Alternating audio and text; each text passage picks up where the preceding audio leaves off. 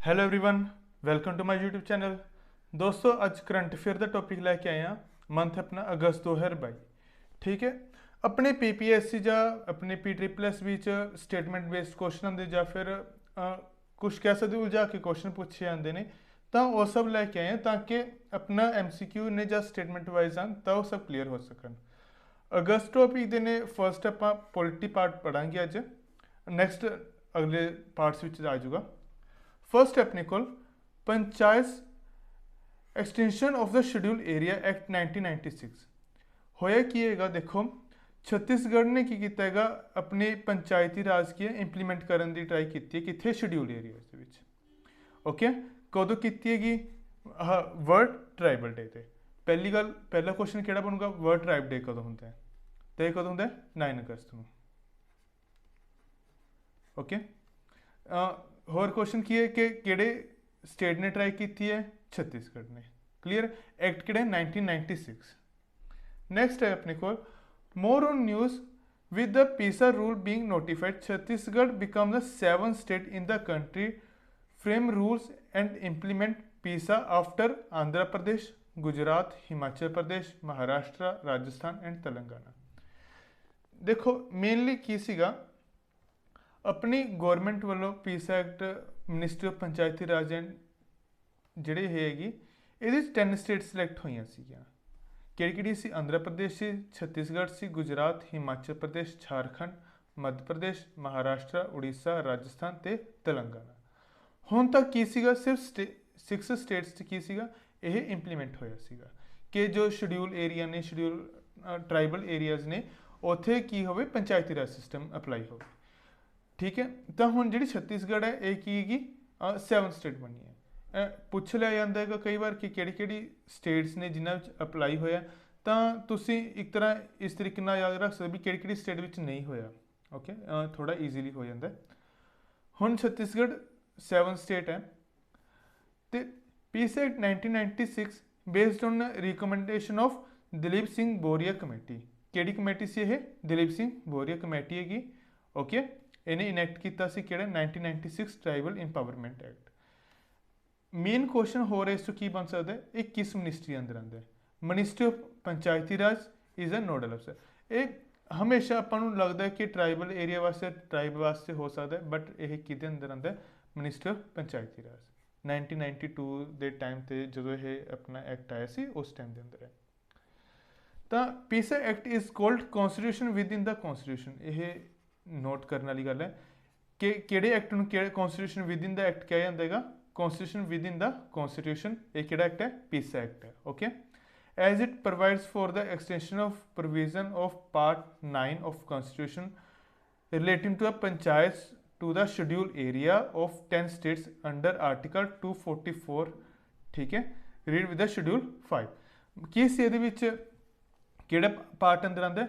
9th part अंदर आंदा। ठीक है, पंचायती राज है जिहदे विच किसी 10 स्टेट सीगियां सिलैक्ट हुई सी जिन्होंने ट्राइबल एरिया बारे आंदा है तो शेड्यूल करेगा 5 है। ये 10 स्टेट्स अपने पढ़ लिया। ओके, मेनली इस यही सीगा कि अपन ट्राइबल एरिया की है तो किस तरह के क्वेश्चन बन सकते हैं। नैक्सट अपने को स्पोर्ट्स गवर्नेंस न्यूज़ दे विच क्यों सी ये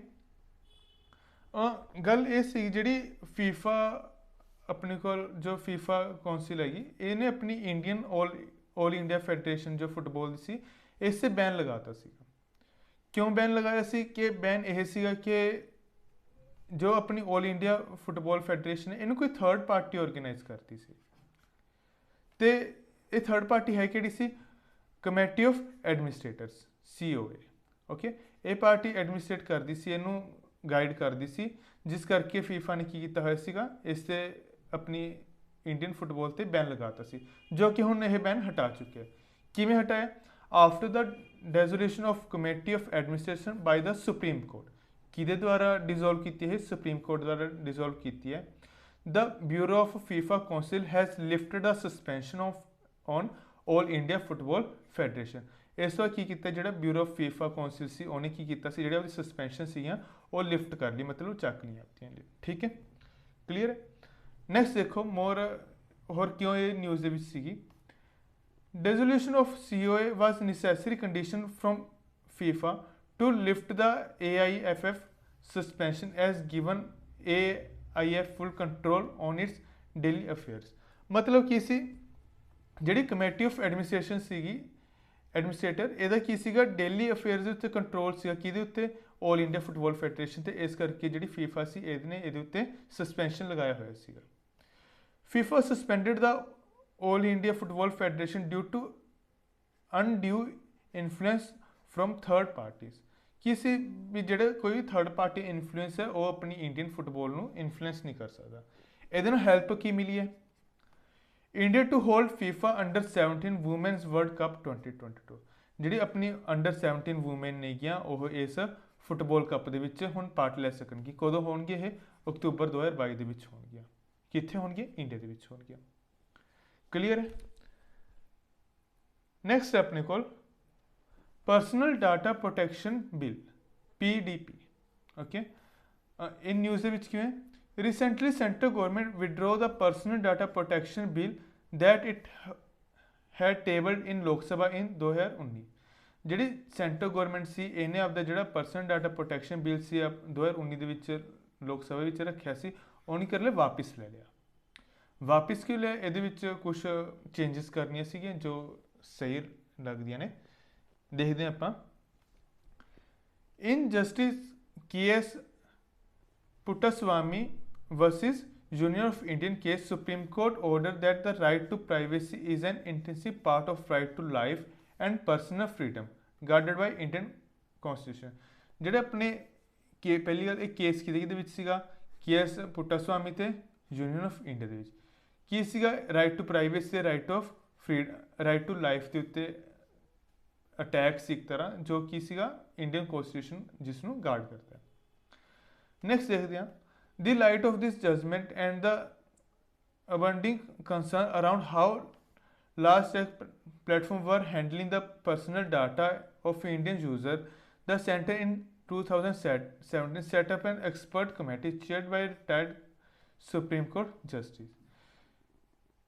ਇਹ ਦੇਖੋ important ਚੀਜ਼ BN Shri Krishna to formulate the regulatory framework of data protection। ਜਿਹੜਾ BN Shri Krishna ਸੀਗਾ ਇਹਨਾਂ ਨੇ ਇਸ ਜੋ ਬਿੱਲ ਸੀਗਾ ਇਹਦਾ ਪ੍ਰੋਪਰ ਦੇਖਿਆ ਸੀਗਾ। ਇਹ ਬਿੱਲ ਪੇਸ਼ ਕਿੱਥੇ ਹੋਏਗਾ in 2018 Shri Krishna committee submitted this report to Ministry of Electronics and Information Technology। ਇਹ ਕਿਹਨੂੰ ਸਬਮਿਟ ਕੀਤਾਗਾ ਇਲੈਕਟ੍ਰੋਨਿਕਸ ਐਂਡ ਇਨਫੋਰਮੇਸ਼ਨ ਟੈਕਨੋਲੋਜੀ। ਇਹ ਚੀਜ਼ ਇੰਪੋਰਟੈਂਟ ਹੋ ਜਾਂਦੀ ਹੈ। in 2019 bill was tabled in parliament which are later sent to joint parliamentary committee। ਇਸ ਵਾਰ ਕਿੱਥੇ ਕੀਤਾ ਸੀ joint parliamentary committee ਵਿੱਚ ਕੀਤਾ ਗਿਆ ਸੀ। JP submitted this report in November 2021। Okay ਇਸ ਵਾਰ ਹੁਣ ਗਵਰਨਮੈਂਟ ਨੇ ਕੀ ਲੈ ਲਿਆ ਇਸ ਦੇ ਵਿੱਚ ਵਾਪਿਸ ਲੈ ਲਿਆ ਕੁਝ ਰਿਪਲੇਸ ਕਰਨ ਨੂੰ ਜੋ ਕਿ ਆਪਣੀ ਸਿਕਿਉਰਿਟੀ ਦੇ ਕੰਸਰਨ ਲਈ ਜ਼ਰੂਰੀ ਨਹੀਂ ਹੈ। ਨੈਕਸਟ ਆਪਣੇ ਕੋਲ social media censorship and regulation. ਜੋ ਸੋਸ਼ਲ ਮੀਡੀਆ ਸੈਂਸਰਸ਼ਿਪ ਹੈਗਾ ਇਹਦੇ ਬਾਰੇ ਮੇਨਲੀ ਇਹਦੇ ਵਿੱਚ ਕੀ ਚੀਜ਼ ਹੈ ਕਿ ਜਿਵੇਂ ਕੋਈ ਵੀ ਟਵਿੱਟਰ ਹੋਇਆ ਕੋਈ ਵੀ ਗੂਗਲ ਫਾਰਮ ਹੋਇਆ ਜਾਂ ਫਿਰ YouTube ਹੋਇਆ ਕਿਸੇ ਵੀ ਚੀਜ਼ 'ਤੇ ਕੋਈ ਅਡਲਟ ਚੀਜ਼ ਪਾਈ ਜਾਂਦੀ ਜਾਂ ਫਿਰ ਗੌਰਮੈਂਟ ਦੀ ਕੋਈ ਨਿੰਦਾ ਕੀਤੀ ਜਾਂਦੀ ਹੈ ਤਾਂ ਉਸ ਟਾਈਮ ਕੀ ਕਰਦੀ ਜਿਹੜੀ ਗੌਰਮੈਂਟ ਹੈਗੀ ਟਵਿੱਟਰ ਨੂੰ ਕੀ ਕਰਦੀ ਮੇਲ ਕਰਦੀ ਹੈਗੀ ਠੀਕ ਹੈ ਕਿ ਇਹ ਅਡਲਟ ਕੰਟੈਂਟ ਹੈ ਵਗੈਰਾ ਕਿ ਇਹਨੂੰ ਹਟਾਓ ਜਲਦੀ ਤੋਂ ਜਲਦੀ।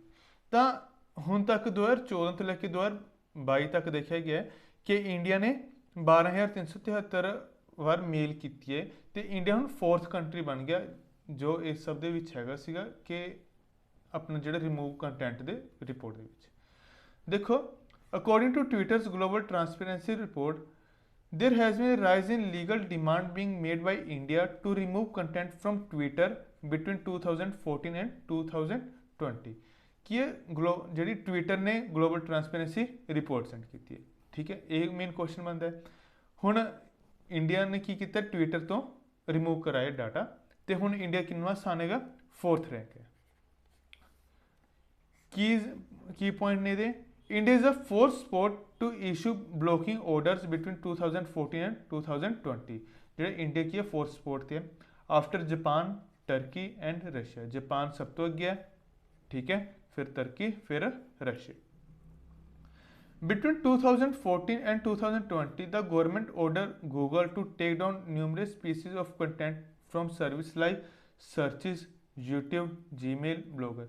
ਤਾਂ ਜਿਹੜੀ ਗੌਰਮੈਂਟ ਗੂਗਲ ਨੇ ਕੀ ਕੀਤਾ ਵੀ ਬਹੁਤ ਵਾਰ ਸਾਨੂੰ ਮੇਲਸ ਭੇਜੇ ਜਾਂਦੀਆਂ ਨੇ ਵੀ ਕੋਈ ਵੀ ਸਰਚ ਵਗੈਰਾ ਹੈ ਜਾਂ YouTube ਬਲੌਗਰਸ ਹੋਏ ਇਹ ਸਭ ਤੇ ਕੀ ਕੋਈ ਅਡਲਟ ਰੀਜ਼ਨ ਕੀ ਹੁੰਦੇ ਨੇ ਅਡਲਟ ਕੰਟੈਂਟ ਹੁੰਦਾ ਹੈ डिफेमेशन होंगी है गौरमेंट के क्रिटिसिज्म होंगे तो ये सब कारण होंगे ने जिस करके गौरमेंट को ये सब स्टैप्स लेने पैंदे ने क्लीयर है स्विच न्यूज़ ने parliamentary privileges on privileges enjoyed by MPs Rajya Sabha chairman stated that MPs do not enjoy any immunity from arrest in criminal cases की ने ਜਿਹੜੇ एमपीज ਜਾਂ ਫਿਰ राज्य सभा के चेयरमैन नेगे ठीक है हुण की ने ਉਹ कोई भी क्रिमिनल केसिस है वो जो अरेस्ट है उस बच नहीं सकते clear when house is in session and can not avoid summons issued by law भी कोई भी जो लॉ है कोई भी अदालत हैगी उन्होंने बुलाती है तो वह इस चीज़ तो बच नहीं सकते क्लीयर है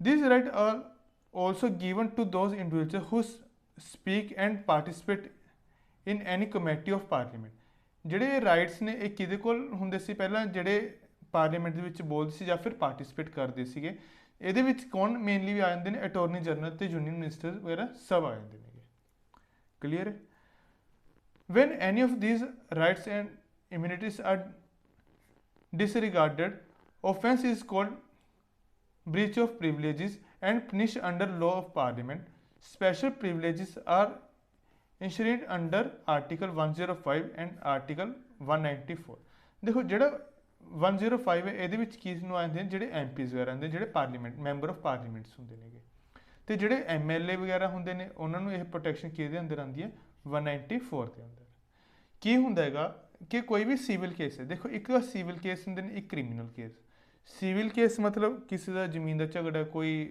ਹੋਰ ਹੈਗਾ ਸਿੰਪਲ ਲੈਵਲ ਤੇ ਜੋ ਡੋਮੈਸਟਿਕ ਲੈਵਲ ਤੇ ਹੁੰਦੇ ਨੇ ਉਹ ਕੇਸ ਆਉਂਦੇ ਨੇ ਸਿਵਲ ਕੇਸ ਕਿਸੇ ਨੇ ਕਿਸੇ ਦਾ ਕਤਲ ਕਰਤਾ ਅਟੈਂਪਟ ਟੂ ਮਰਡਰ ਕਰਤਾ ਤਾਂ ਉਹ ਸਭ ਕਿਸ ਆਉਂਦੇ ਨੇ ਕ੍ਰਿਮੀਨਲ ਕੇਸ ਇਹ ਕੇਸ ਸੀਗਾ ਕ੍ਰਿਮੀਨਲ ਕੇਸ ਸੀਗੇ ਕਲੀਅਰ ਸਿਵਲ ਕੇਸ ਦੇ ਵਿੱਚ ਕੀ ਹੁੰਦਾ ਕੋਈ ਮੈਂਬਰ ਹੈ parliament the can note B arrested ਉਹਨੂੰ ਅਸੀਂ ਅਰੈਸਟ ਨਹੀਂ ਕਰ ਸਕਦੇ 40 ਦਿਨ ਬਿਫੋਰ ਐਂਡ 40 ਦਿਨ ਆਫਟਰ ਡਿਊਰਿੰਗ ਦਾ ਸੈਸ਼ਨ ਠੀਕ ਹੈ ਕੋਈ ਵੀ ਸੈਸ਼ਨ ਹੈ ਉਸ 40 ਦਿਨ ਪਹਿਲਾਂ ਤੇ 40 ਦਿਨ ਬਾਅਦ ਕੀ ਹੈ ਅਸੀਂ ਉਹਨੂੰ ਅਰੈਸਟ ਨਹੀਂ ਕਰ ਸਕਦੇ ਕਲੀਅਰ ਹੁਣ ਜਿਹੜੇ ਕ੍ਰਿਮੀਨਲ ਕੇਸ ਹੈ ਇਹਦੇ ਵਿੱਚ ਇਹ ਜਿਹੜੀ ਪ੍ਰਿਵਿਲੇਜ ਸੀ ਇਹ ਹਟਾਤੀ ਤੇ ਹੁਣ ਅਸੀਂ ਅਰੈਸਟ ਕਰ ਸਕਦੇ ਹਾਂ ਉਂਝ ਸਪੈਸ਼ਲ ਕੋਈ ਹਜੇ ਲੋ ਨਹੀਂ ਬਣਿਆ ਉਂਝ ਇਸ ਤੇ ਉਂਝ ਕੰਮ ਚੱਲ ਰਹੇਗਾ ਨੈਕਸਟ ਆਪਣੇ ਕੋਲ ਦੀ vice president of India the vice president ਕਿਹੜਾ ਵਾਈਸ ਪ੍ਰੈਜ਼ੀਡੈਂਟ ਬਣਿਆ ਹੁਣ ਆਪਣਾ 14th ਪ੍ਰੈਜ਼ੀਡੈਂਟ ਬਣਿਆ ਕੌਣ ਹੈ Jagdeep ਧਨਕਰ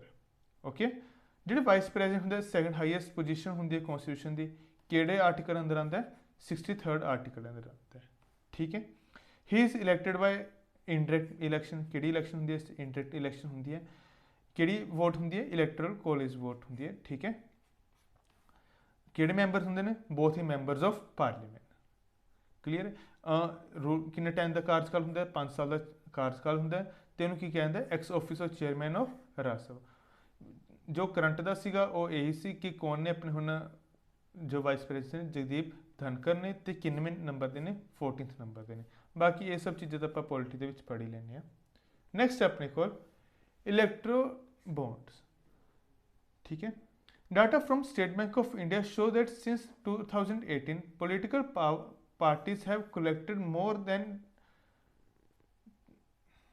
10,000 crore from electoral bonds जेडे स्टेट बैंक ऑफ इंडिया ने कहा कि 2018 तक की जी पोलिटिकल पार्टीज ने इन 10,000 करोड़ तो वध जी मनी है इन्हों इलैक्ट्रल बॉन्ड्स में देखो कोई भी पार्टी हैगी अपने को किसी को तनख्वाह तो देखो इन्हों को पैसा आता कितने कोई भी बिजनेसमैन है हो रहा वो की करते हैं इलैक्ट्रल बॉन्ड की ने इशू करा के इन्होंने पार्टीज में देंगे तो बाद यही पैसा जो डोनेशन के रूप में यूज़ करते हैं तो जो पार्टी जितती दी तो बिजनेसमैन बाद अपने काम कढ़ाते हैं ये तरीका होंगे देखो union budget 2017-18 introduce electoral bonds as interest free barrier instruments to cleanness of system of political funding in the country. ये कादे वास्ते यूज कदों लिया गया सीगा 2017-18 ਦੇ ਵਿੱਚ, ठीक है। कादे वास्ते ਜਿਹੜੀ पोलिटिकल पार्टीज की फंडिंग है ਉਹਨੂੰ क्लीन करने ਲਈ।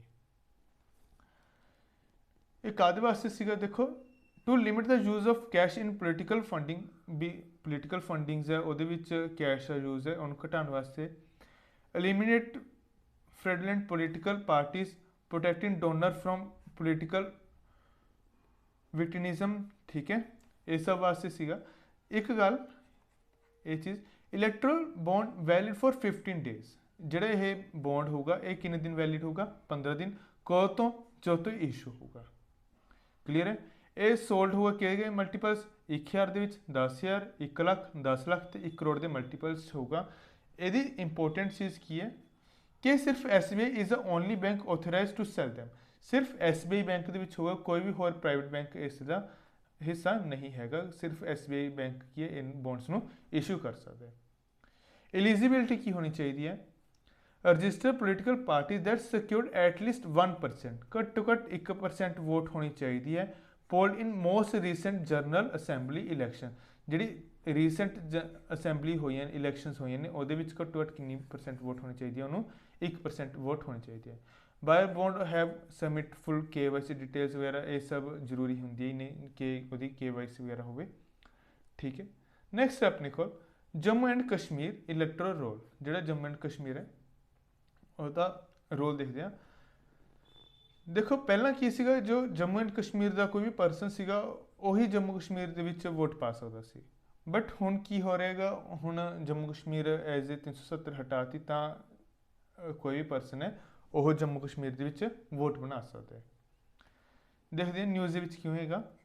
Jammu Kashmir electoral officer announce that anyone who is living ordinary in Jammu Kashmir can avail the opportunity to get enlist as a voter list in Jammu Kashmir।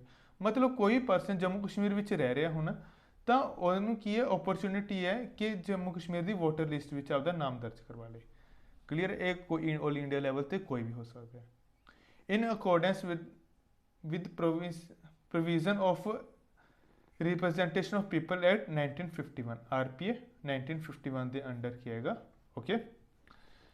देखते हैं under Jammu Kashmir RPA 1957 only permanent residents were eligible to vote. ਜਿਹੜਾ RPA 1957 ਸੀ ਉਹਦੇ ਅਨੁਸਾਰ ਕੀ ਸੀਗਾ ਕਿ ਸਿਰਫ ਉਹੀ ਲੋਕ ਜਿਹੜੇ ਇਹਦੇ ਵਿੱਚ ਜੰਮੂ ਕਸ਼ਮੀਰ ਦੇ ਪਰਮਾਨੈਂਟ ਨਾਗਰਿਕ ਨੇ ਸਿਰਫ ਉਹੀ ਵੋਟ ਪਾ ਸਕਦੇ ਨੇ। ਪਰ ਹੁਣ ਕੀ ਹੈ ਕੋਈ ਪਰਸਨ ਪਾ ਸਕਦਾ ਵੋਟ। ਵਿਦ ਦ ਆਰਟੀਕਲ 370 ਸਟੈਪ there will be a single electoral roll now for assembly and parliamentary polls. ਹੁਣ ਕੀ ਹੈ 370 ਕਿਉਂਕਿ ਹਟ ਗਈ ਹੈ ਤਾਂ ਕੋਈ ਵੀ ਜਿਹੜਾ ਇਹ ਹੈ assembly poll single electoral roll ਬਣ ਚੁੱਕੀ ਹੈ। Ordinary resident is determined by electoral register officer of a constituency. ਕੋਈ ਵੀ ਪਰਸਨ ਹੈ ਹੁਣ ਕੀ ਕਰ ਸਕਦਾ ਆਪਦੀ ਜਿਹੜੀ ਨਾਮ ਵਗੈਰਾ ਵੋਟਰ ਲਿਸਟ ਵਿੱਚ ਰਜਿਸਟਰ ਕਰਾ ਸਕਦਾ ਜੋ ਵੀ ਇਸ ਕੌਂਸਟੀਟੂਐਂਸੀ ਵਿੱਚ ਰਹਿ ਰਹੇਗਾ। Such a person may be from another part of country but leaving Jammu Kashmir for purpose of work, business and other reason, provided person get their name deleted from electoral of their native constituency। मतलब ਹੁਣ ਅਗਰ ਕੋਈ person Punjab ਦੇ ਵਿੱਚ ਰਹਿ ਰਹੇਗਾ ਉਹ as a worker ਲਈ ਕਿੱਥੇ ਗਿਆ ਜੰਮੂ ਕਸ਼ਮੀਰ ਦੇ ਵਿੱਚ ਗਿਆ ਤਾਂ ਉਹ ਪਰਸਨ ਹੈਗਾ ਇਹ ਪਰਸਨ ਜਿਹੜਾ ਉਹ ਜੰਮੂ ਕਸ਼ਮੀਰ ਦੇ ਇਲੈਕਟੋਰਲ ਰੋਲ ਦੇ ਵਿੱਚ ਆਪਣਾ ਨਾਮ ਦਰਜ ਕਰਾ ਸਕਦਾ ਹੈ। ਬਸ ਸ਼ਰਤ ਇਹ ਹੈ ਕਿ ਉਹ ਪੰਜਾਬ ਦੇ ਵਿੱਚ ਜਿਹੜਾ ਆਪਦਾ ਨਾਮ ਕਟਵਾਉਣਾ ਜ਼ਰੂਰੀ ਹੋਗਾ। ਕਲੀਅਰ ਹੈ। When 370 was in force, those ordinary residents in Jammu Kashmir were eligible to vote only in parliamentary polls। ਇਹ ਆਪਣੀ ਪਹਿਲਾਂ ਵੀ ਗੱਲ ਹੋ ਚੁੱਕੀ ਹੈ ਕਿ ਜਿਹੜੀ ਸਿਰਫ ਉਹੀ ਪਰਸਨ ਵੋਟ ਪਾ ਸਕਦੇ ਜਿਹੜੇ ਕਿ ਉੱਥੇ ਰਹਿੰਦੇ ਸੀ ਪਰਮਾਨੈਂਟਲੀ ਰਹਿੰਦੇ ਸੀ। Category as known permanent residence ਕੀ ਕਹਿੰਦੇ ਉਹਨਾਂ ਨੂੰ NPR ਕਿਹਾ ਜਾਂਦਾ ਹੈ। NPR includes West Pakistan refugees living in Jammu Kashmir since 1947। NPR ਦੇ ਵਿੱਚ ਕਿਹੜੇ ਆਉਂਦੇ ਜਿਹੜੇ ਵੈਸਟ ਜਿਹੜੇ ਪਾਕਿਸਤਾਨ ਤੋਂ ਆਏ ਰਿਫਿਊਜੀ ਸੀਗੇ 1997 ਤੋਂ ਉਹ ਵੀ ਇਹਦੇ ਵਿੱਚ ਇੰਕਲੂਡ ਹੁੰਦੇ ਨੇ। ਨੈਕਸਟ ਆਪਣੇ ਕੋਲ ਕੌਂਸਟੀਟਿਊਸ਼ਨ ਬੈਂਚ। ਕੌਂਸਟੀਟਿਊਸ਼ਨ ਬੈਂਚ ਦੇ ਵਿੱਚ ਮੇਨਲੀ ਕੀ ਹੁੰਦਾ ਕੌਂਸਟੀਟਿਊਸ਼ਨ ਬੈਂਚ ਦੇ ਵਿੱਚ ਐਟਲੀਸਟ 5 ਜਾਂ 500 ਵੱਧ ਜੱਜਿਸ ਹੁੰਦੇ ਨੇ। ਕੋਈ ਵੀ ਕੌਂਸਟੀਟਿਊਸ਼ਨ ਲੈਵਲ ਦੀ ਕੋਈ ਡਿਬੇਟ ਹੈ ਹੋ ਰਿਹਾ ਤਾਂ ਉਹਨੂੰ ਕੀ ਕਿਹਾ ਜਾਂਦਾ ਕੌਂਸਟੀਟਿਊਸ਼ਨ ਬੈਂਚ ਕਿਹਾ ਜਾਂਦਾ। Recently Chief Justice of India ensured that there will be at least one constitutional bench functioning through the year in Supreme Court. Chief justice of India ਨੇ ਕੀ ਕਿਹਾ ਕਿ 1 ਸਾਲ ਦੇ ਵਿੱਚ ਘੱਟੋ ਘੱਟ ਇੱਕ ਕੌਂਸਟੀਟਿਊਸ਼ਨ ਬੈਂਚ ਪੱਕਾ ਕੰਮ ਕਰਦੀ ਰਿਹਾ ਕਰੂਗੀ ਸੁਪਰੀਮ ਕੋਰਟ ਦੇ ਵਿੱਚ। ਕਲੀਅਰ ਹੈ। Present there are total 492 constitution bench matter. ਹੁਣ ਤੱਕ ਕਿੰਨੇ ਨੇ ਟੋਟਲ 492 ਕੌਂਸਟੀਟਿਊਸ਼ਨ ਬੈਂਚ ਮੈਟਰਸ ਨੇ, ਜਿਨ੍ਹਾਂ ਵਿੱਚੋਂ 53 ਕੀ ਨੇ ਐਕਟਿਵ ਨੇ ਇਸ ਟਾਈਮ। ਓਕੇ, ਤੇ ਰਿਮੇਨ ਪੈਂਡਿੰਗ ਇਨ ਦਾ ਸੁਪਰੀਮ ਕੋਰਟ, ਤੇ ਬਾਕੀ ਕੀ ਪਏ ਨੇ ਪੈਂਡਿੰਗ ਪਏ ਨੇ। ਕਲੀਅਰ ਹੈ। ਇੱਕ ਦਾ ਕੌਂਸਟੀਟਿਊਸ਼ਨ ਬੈਂਚ ਵਿੱਚ ਕਿੰਨੇ ਜਾਣੇ ਹੁੰਦੇ ਨੇ, ਕਿੰਨੇ ਮੈਟਰ ਪਏ ਨੇ, ਤੇ ਕਰੰਟਲੀ ਵਰਕ ਕਿਹੜੇ ਕਰ ਰਹੇ ਨੇ। ਠੀਕ ਹੈ, ਤੇ ਇੱਕ ਈਅਰ ਦੇ ਵਿੱਚ ਕਿੰਨੇ ਕੌਂਸਟੀਟਿਊਸ਼ਨ ਬੈਂਚ ਹੋਣੇ ਚਾਹੀਦੇ ਨੇ। Okay, constitution bench was set up only if one or more of the following circumstances are exist. ਹੁਣ ਕੋਈ ਵੀ ਸਰਕਮਸਟੈਂਸਿਸ ਨੇ, ਜਿਵੇਂ ਕਿ ਕਿਸੇ ਵੀ ਸਟੇਟ ਦਾ ਡਿਸਪਿਊਟ ਚੱਲ ਰਿਹਾ ਹੈਗਾ, ਠੀਕ ਹੈ, ਕੋਈ ਵੀ ਅਨਫੁੱਲ ਲੋ ਵਗੈਰਾ ਚੱਲ ਰਿਹਾ, ਸੁਪਰੀਮ ਕੋਰਟ ਦੇ ਵਿੱਚ ਓਪੀਨੀਅਨ ਆਉਂਦਾ, ਜਿਵੇਂ ਕਿ ਆਪਣਾ ਸੀਗਾ ਅਯੋਧਿਆ ਮੰਦਿਰ ਦਾ ਹੋ ਗਿਆ, ਜਾਂ ਫਿਰ NPC CAA ਦਾ ਬਿੱਲ ਸੀਗਾ। ਠੀਕ ਹੈ, ਇਸ ਸਭ ਤਰੀਕੇ ਦੇ ਉਹ ਸੀਗੇ ਬਿੱਲ ਸੀ, ਤਾਂ ਉਹ ਇਸ ਕੌਂਸਟੀਟਿਊਸ਼ਨ ਬੈਂਚ ਦੇ ਅੰਦਰ ਆਉਂਦੇ ਨੇ ਕਿ ਜਿੱਥੇ ਆਪਣੇ ਕੌਂਸਟੀਟਿਊਸ਼ਨ ਦੇ ਉੱਤੇ ਐਕਟ ਦੇ ਉੱਤੇ ਹਾਰਮ ਹੋ ਰਿਹਾ ਹੋਵੇ ਜਾਂ ਫਿਰ ਕੁਛ ਵੀ ਹੈ। ਕਲੀਅਰ ਹੈ। ਨੈਕਸਟ ਆਪਣੇ ਕੋਲ ਹਾਂ ਇੱਕ ਚੀਜ਼ ਇੰਪੋਰਟੈਂਟ ਹੈ, innovative development for the first time of Supreme Court live stream its proceeding. ਹੁਣ ਕੀ ਕਰਨ ਲੱਗ ਗਈ, ਜਿਹੜੀ ਸੁਪਰੀਮ ਕੋਰਟ ਦੀ ਲਾਈਵ ਸਟ੍ਰੀਮਿੰਗ ਹੋਣ ਲੱਗ ਗਈ, ਇਹ ਪਹਿਲੀ ਵਾਰ ਹੋਏਗਾ। To ensure right to access of justice granted under article 21। ਕਿਹਦੇ ਅੰਦਰ ਰਾਈਟ ਟੂ ਜਸਟਿਸ ਦੇ ਅੰਦਰ ਆਉਂਦਾ, ਕਿਹੜਾ ਆਰਟੀਕਲ ਹੈ, ਆਰਟੀਕਲ 21 ਦੇ ਅੰਦਰ ਆਉਂਦਾ। ਇੰਪੋਰਟੈਂਟ ਹੈ ਚੀਜ਼ ਇਹ। ਦੇਖੋ ਕਰੰਟਲੀ 6 ਆਫ 25 ਹਾਈ ਕੋਰਟਸ, ਹੁਣ ਤੱਕ 25 ਦੇ ਵਿੱਚੋਂ ਜਿਹੜੀ 6 ਹਾਈ ਕੋਰਟਸ ਨੇ ਗੁਜਰਾਤ ਦੀ, ਉੜੀਸਾ, ਕਰਨਾਟਕਾ, ਝਾਰਖੰਡ, ਬਿਹਾਰ ਤੇ ਮੱਧ ਪ੍ਰਦੇਸ਼, ਜਿਹੜੇ ਇਹਨਾਂ ਦੀ ਹਾਈ ਕੋਰਟਸ ਕੀ ਸੀਗੀਆਂ ਲਾਈਵ ਸਟ੍ਰੀਮ ਕਰਦੀਆਂ ਸੀ, ਹੁਣ ਕੀ ਕਰਨ ਲੱਗੀ ਸੁਪਰੀਮ ਕੋਰਟ ਵੀ ਲਾਈਵ ਸਟ੍ਰੀਮ ਕਰਨ ਲੱਗੀ। ਇਹਦੇ ਨਾਲ ਫਾਇਦਾ ਕੀ ਹੈ, ਜਿਹੜੇ ਜਰਨਲਿਸਟ ਨੇ ਉਹਨਾਂ ਨੂੰ ਫਾਇਦਾ ਹੋਊਗਾ, ਕੋਈ ਵੀ ਲੋਕਾਂ ਨੂੰ ਸਮਝ ਆਉਂਦੀ ਕਿ ਸੁਪਰੀਮ ਕੋਰਟ ਦੀ ਪ੍ਰੋਸੀਡਿੰਗ ਕਿਸ ਤਰ੍ਹਾਂ ਦੀ ਹੁੰਦੀ ਹੈ, ਤਾਂ ਇਹ ਵੀ ਇੱਕ ਲੋਕਾਂ ਦੇ ਵਿੱਚ ਜਾਗਰੂਕਤਾ ਲਿਆਉਣ ਲਈ ਇੱਕ ਮੇਨ ਕਾਰਨ ਹੈਗਾ। ਨੈਕਸਟ ਆਪਣੇ ਕੋਲ ਬੇਨਾਮੀ ਟ੍ਰਾਂਜੈਕਸ਼ਨ ਐਕਟ ਆਫ 1988। ਬੇਨਾਮੀ ਟ੍ਰਾਂਜੈਕਸ਼ਨ ਤੁਸੀਂ ਸਮਝ ਹੀ ਰਹੇ ਹੋ, ਜਿਹੜੇ ਆਪਾਂ ਨੂੰ ਨਾਮ ਤੋਂ ਸਮਝ ਆਉਂਦੀ ਹੈਗੀ। ਦੇਖੋ ਇਹਦੇ ਵਿੱਚ Supreme Court recently struck down certain provision of benami transaction act 1988। ਜਿਹੜੀ ਸੁਪਰੀਮ ਕੋਰਟਸ ਨੇ ਇਹਦੇ ਕੁਛ ਪ੍ਰੋਵੀਜ਼ਨ ਸੀਗੇ ਉਹ ਵਾਪਿਸ ਲੈ ਲਏ। ਠੀਕ ਹੈ, ਹਟਾਤੇ ਇੱਕ ਤਰ੍ਹਾਂ, ਜਿਹੜੇ ਕਿ ਇਹਦੇ ਵਿੱਚ ਸੀ 1988 ਐਕਟ ਦੇ ਵਿੱਚ ਸੀ। 1988 act introduce a prohibition of prohibit benami transaction and recover property held as benami. ਕਿਸੇ ਕੋਈ ਵੀ ਬੇਨਾਮੀ ਟ੍ਰਾਂਜੈਕਸ਼ਨ ਹੁੰਦੀ ਹੈ ਉਸ ਤੋਂ ਬਚਾਉਣ ਲਈ, ਜਾਂ ਫਿਰ ਕੋਈ ਇਹ ਕਾਹਦੇ ਵਾਸਤੇ ਸੀ, ਮੇਨਲੀ ਪ੍ਰੋਪਰਟੀ ਵਾਸਤੇ ਹੁੰਦੀ ਸੀ। ਕੋਈ ਵੀ ਜ਼ਮੀਨ ਹੈਗੀ ਬੇਨਾਮੀ ਹੁੰਦੀ ਹੈ, ਤਾਂ ਉਸ ਸਭ 'ਤੇ ਰੋਕ ਕਰਨ ਲਈ ਇਹ ਸਭ ਸੀਗਾ। Benami transaction are used to disguise real ownership of reason including tax avoidance, maintaining security, parking, unaccounted money etcetera. ਠੀਕ ਹੈ, ਤਾਂ ਜਿਹੜੀ ਬੇਨਾਮੀ ਟ੍ਰਾਂਜੈਕਸ਼ਨ ਹੈ ਇਹ ਟੈਕਸ ਵਗੈਰਾ ਤੋਂ ਬਚਾਉਣ ਲਈ ਜਾਂ ਫਿਰ ਮਨੀ ਵਗੈਰਾ ਦੇ ਸਿਸਟਮ ਵਗੈਰਾ ਵੀ ਯੂਜ਼ ਕੀਤੀ ਜਾਂਦੀ ਹੈ। 2016 amendment expanded scope punishment of benami transaction and also added provision for confiscation of property. ਇਹਦੇ ਵਿੱਚ 2016 ਅਮੈਂਡਮੈਂਟ ਐਕਟ ਦੇ ਵਿੱਚ ਕੀ ਸੀਗਾ ਕਿ ਪਨਿਸ਼ਮੈਂਟ ਦਾ ਵੀ ਲਿਖਿਆ ਗਿਆ ਸੀ, ਅਤੇ ਜਿਹੜੀ ਪ੍ਰੋਪਰਟੀ ਸੀ ਉਹਨੂੰ ਜ਼ਬਤ ਕਰ ਲਿਆ ਜਾਊਗਾ। ਓਕੇ, ਤਾਂ ਇਹ ਮੇਨ ਕੁਛ ਜਿਹੜੇ ਆਪਣੀ ਅਗਸਤ ਤੇ ਪੋਲਿਟੀ ਦਾ ਸੀਗਾ ਇਹ ਪਾਰਟ ਖਤਮ ਹੁੰਦਾ ਹੈਗਾ। ਮਿਲਦੇ ਹਾਂ ਨੈਕਸਟ ਵੀਡੀਓ ਦੇ ਵਿੱਚ।